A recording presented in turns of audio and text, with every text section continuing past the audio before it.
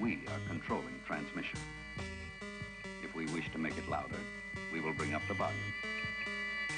If we wish to make it softer, we will tune it to a whisper. Thought this shit was over.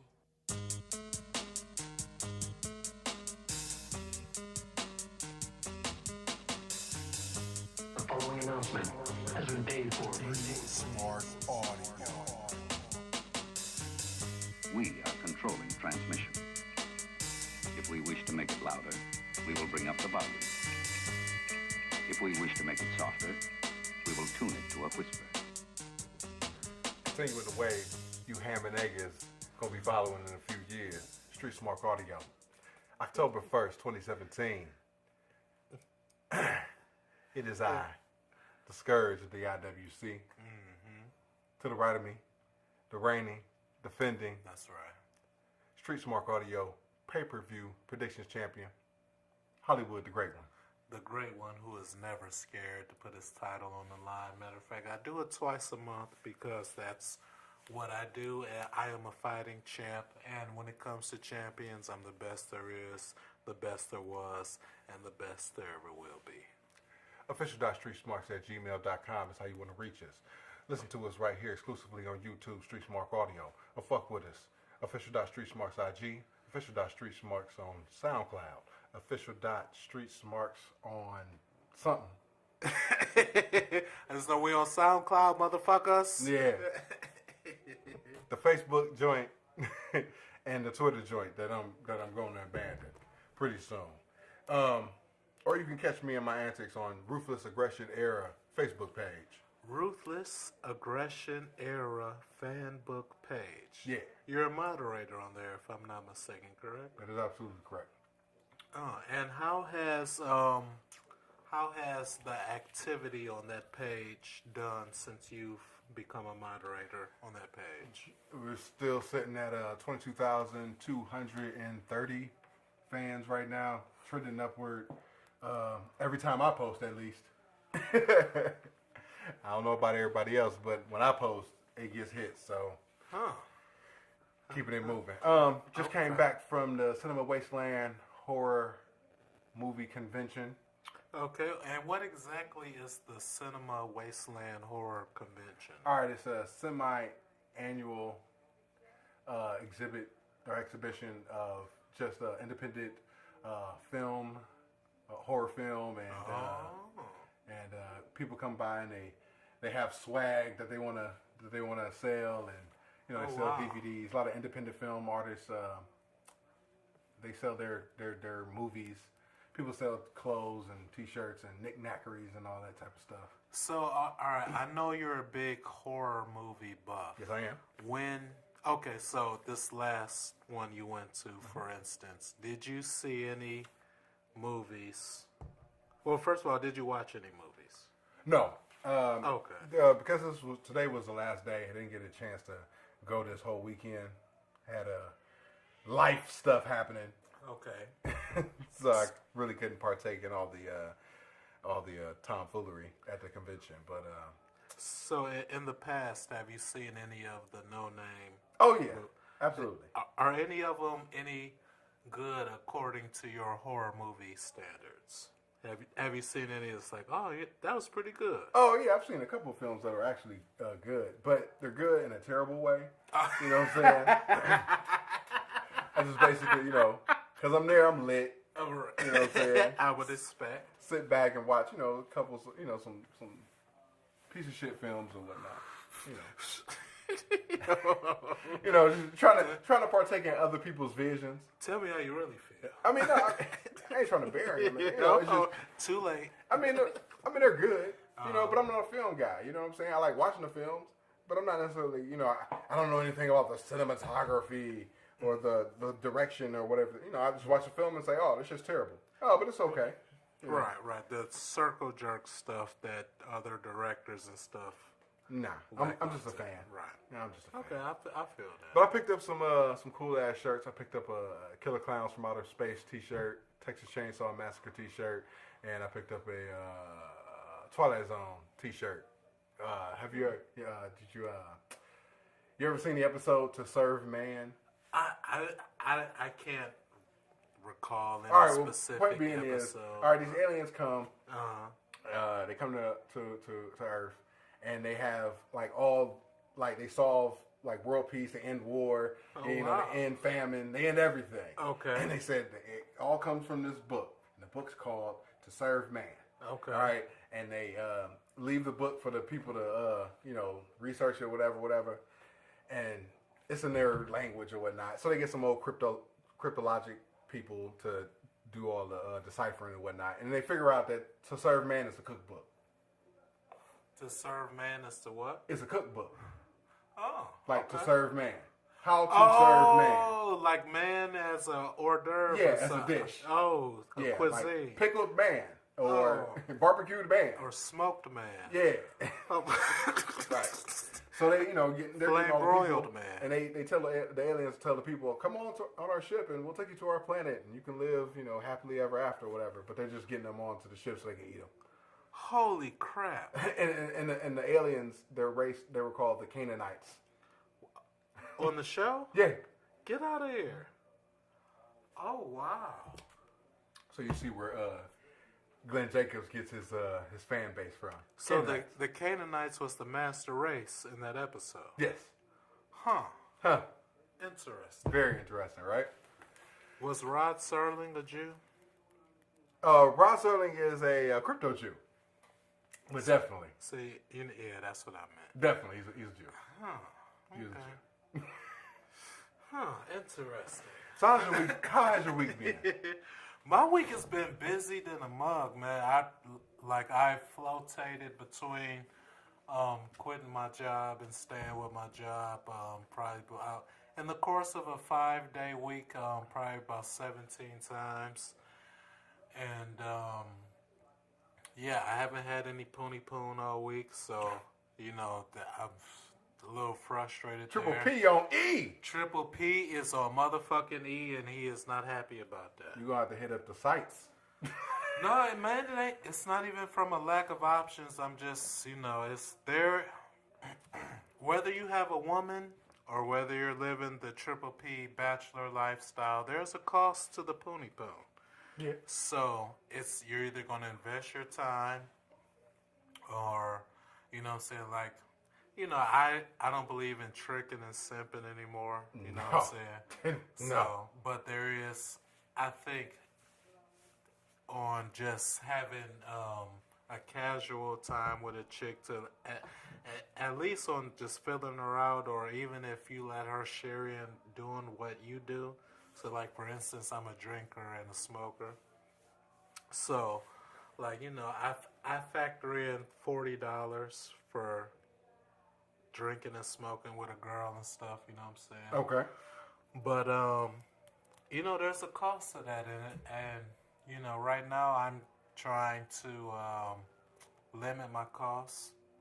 And the most important cost, even outside of the financial factor, the most important cost is time. Time and attention. Exactly. Because, look, I'm so broke, I don't pay no hoe attention.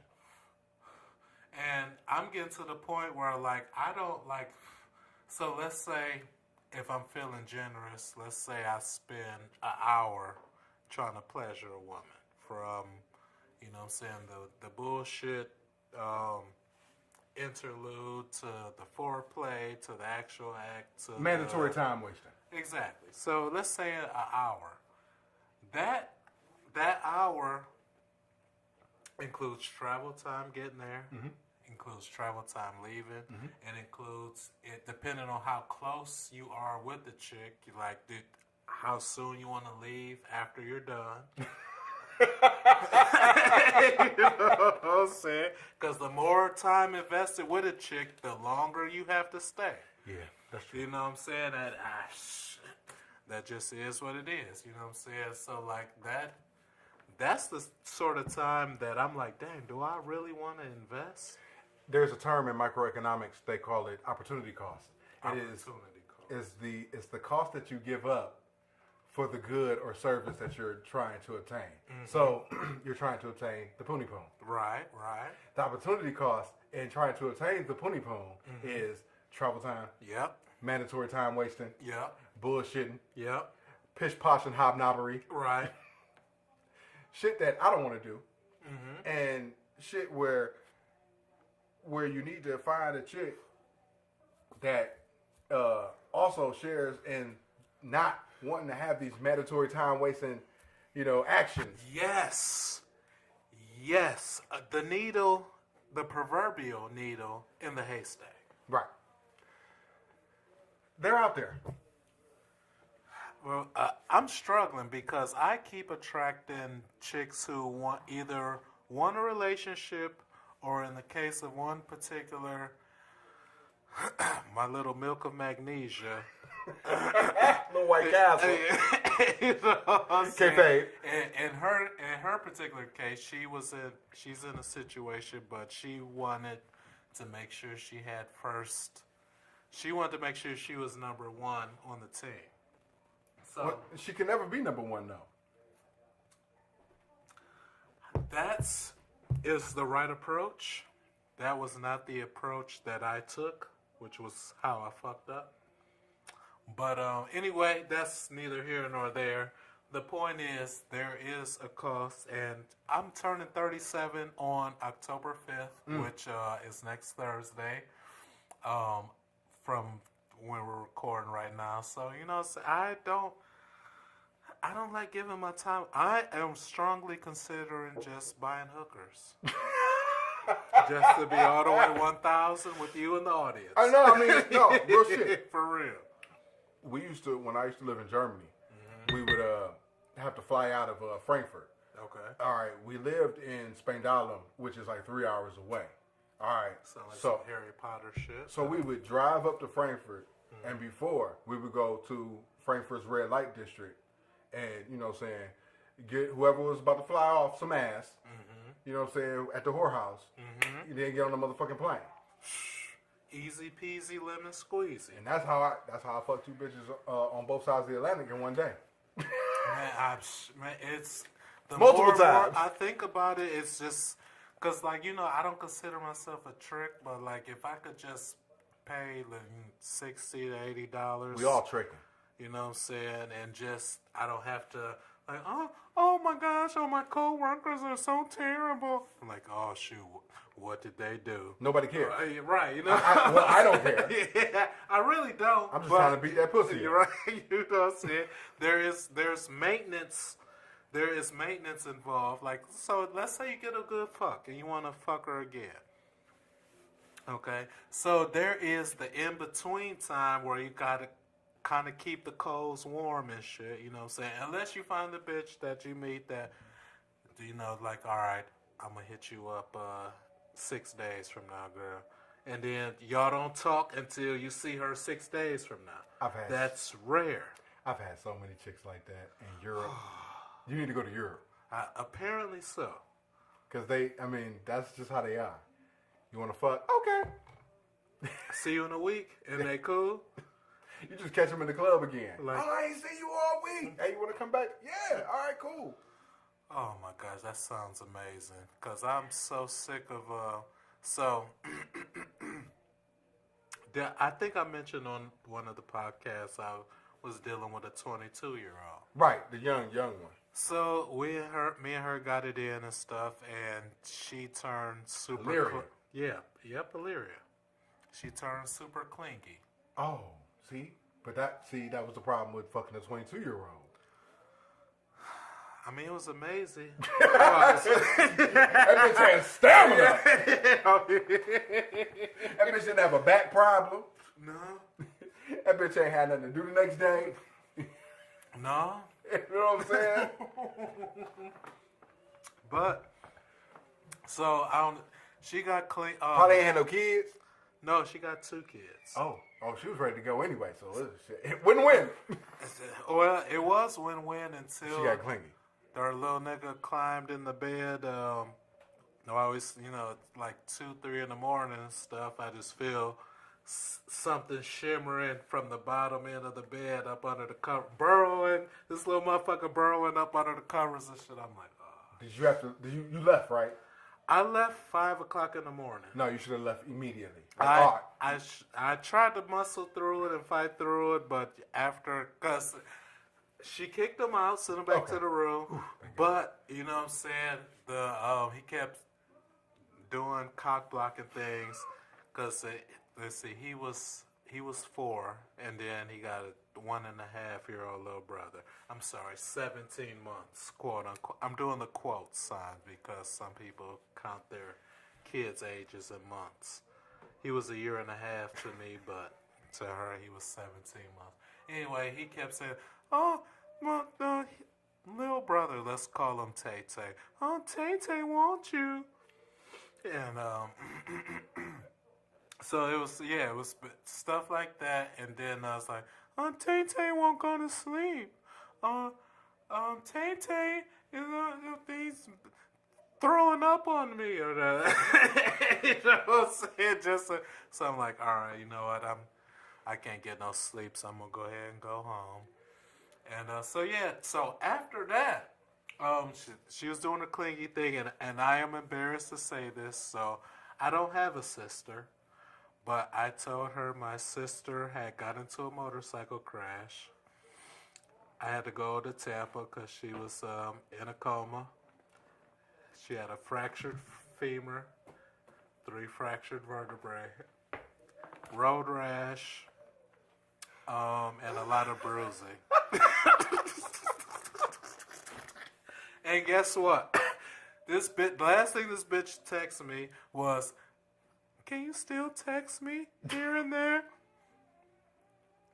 I'm like, yeah. We gonna what? So again, I'm not proud of it, but again, that is the price of. And I wanted some young, sweet, old enough to drink, but still fresh into the, womanhood, poonie poo. And now I'm paying the price. Sounds like we're going to break. We gonna come back with some damn wrestling talk. Peace.